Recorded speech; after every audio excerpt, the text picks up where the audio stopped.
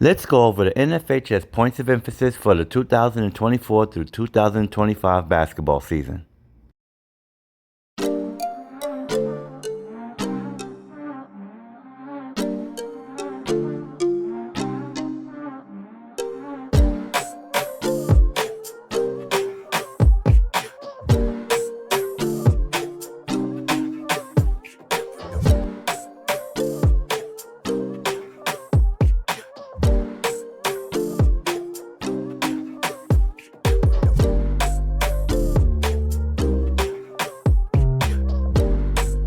Let's review the first point of emphasis.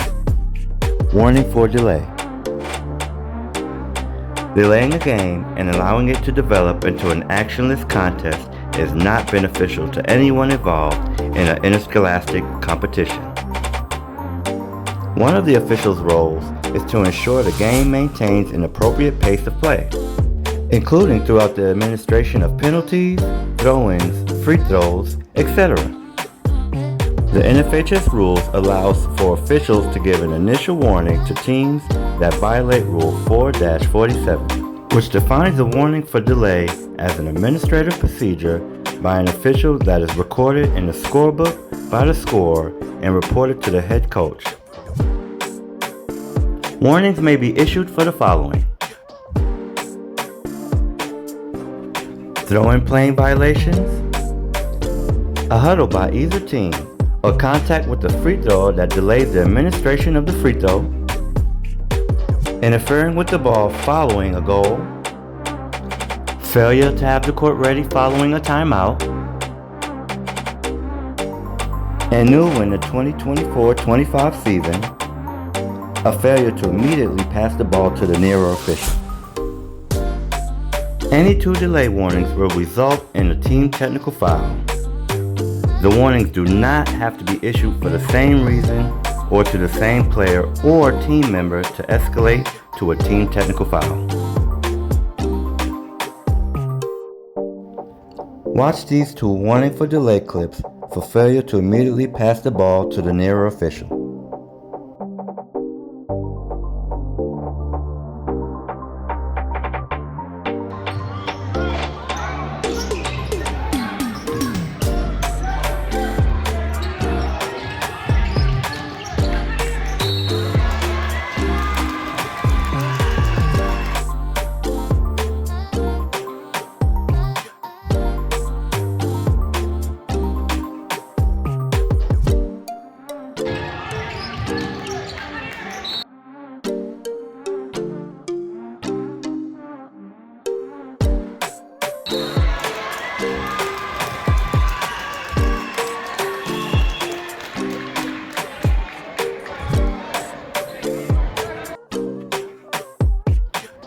First, report the warning for delay to the scorer, then the head coach.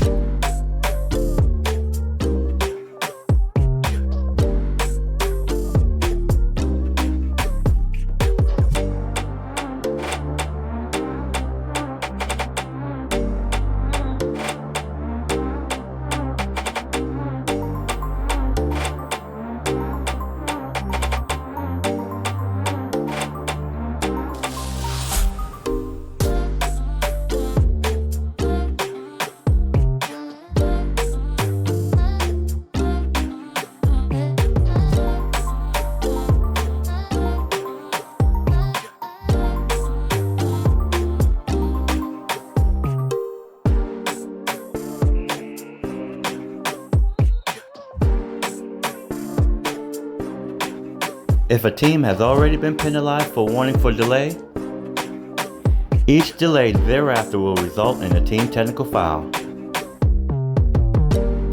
Officials must utilize the warning for delay as soon as the behavior occurs. Initiating the warning allows the behavior to be addressed early. Failure to address the behavior that violates this rule before initiating a warning may create confusion among coaches and players, creating an environment that becomes more difficult to manage.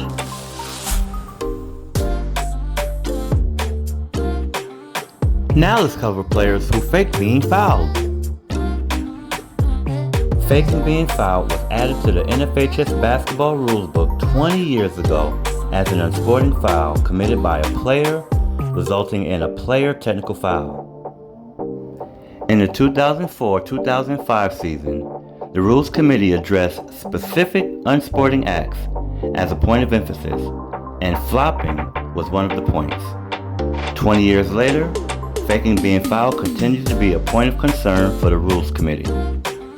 This year, the Rules Committee added a warning, Rule 4-49, and defined fake being fouled as follows.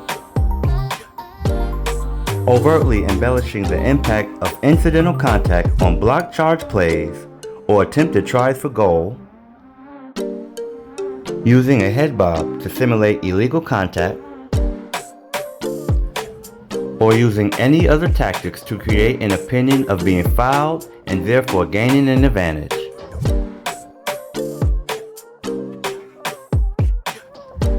A warning will now be issued for the first instance, lessening the severity of the penalty while continuing to address the behavior. A technical foul will be assessed to the team for each subsequent occurrence. Officials will utilize the new signal, number 15, at the time the flop occurs. Providing officials with the opportunity to warn a player before issuing a technical foul will allow players to adjust their behaviors before receiving a harsher penalty. How about we watch a few clips of a defensive player faking being fouled?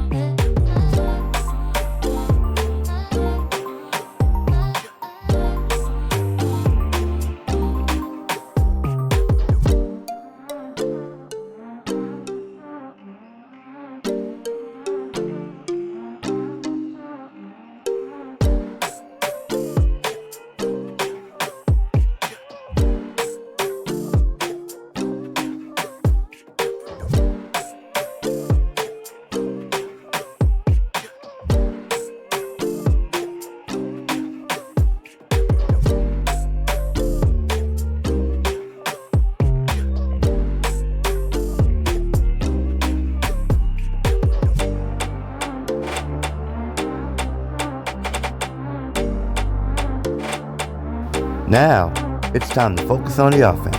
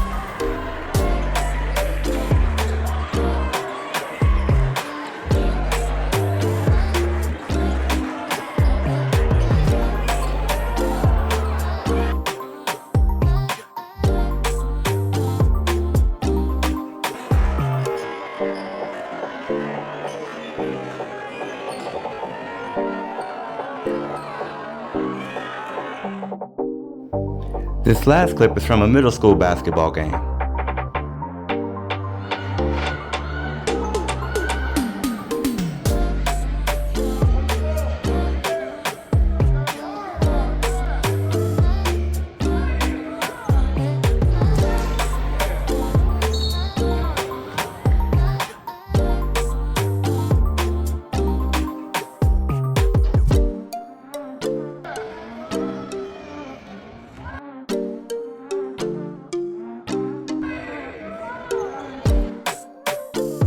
Properly identifying a player who fakes being fouled is one thing. Knowing when to penalize that act is another. Be sure to check out the ref class video on rule changes for a description of when to stop play of when an offensive player fakes being fouled versus when a defensive player fakes being fouled. Proper procedure for handling blood. A new rule provides a team with 20 seconds to address a player who is bleeding or has blood on the uniform without being charged a timeout. Officials should allow the player or players to report to the sideline near the team's bench before signaling the timer to begin the 20-second timer. If resolved within the 20-second time limit, the player will be permitted to remain in the game. If the issue is not resolved within the 20 seconds, a coach may request a timeout to allow the player to remain in the game if the situation can be corrected by the end of the timeout. Let's view this final clip of procedures on how to handle blood.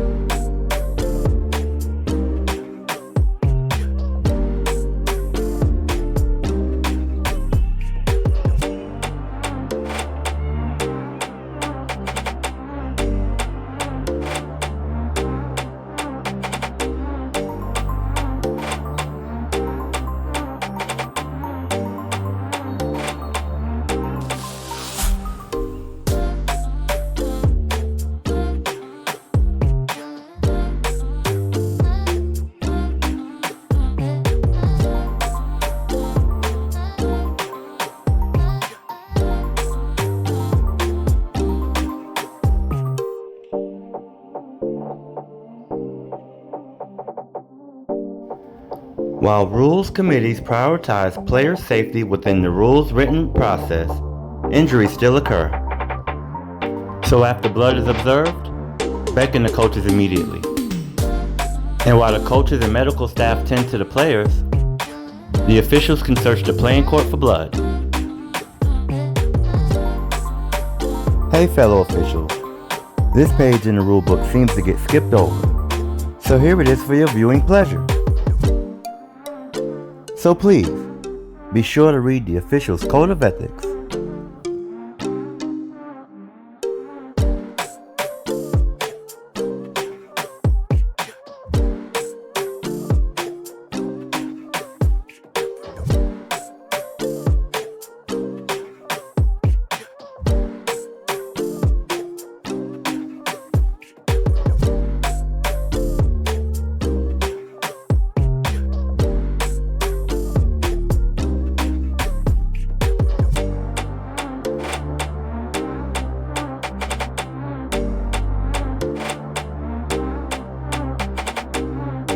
Hit the thumbs up button if you enjoyed this video. Let me know what you think, and please feel free to share.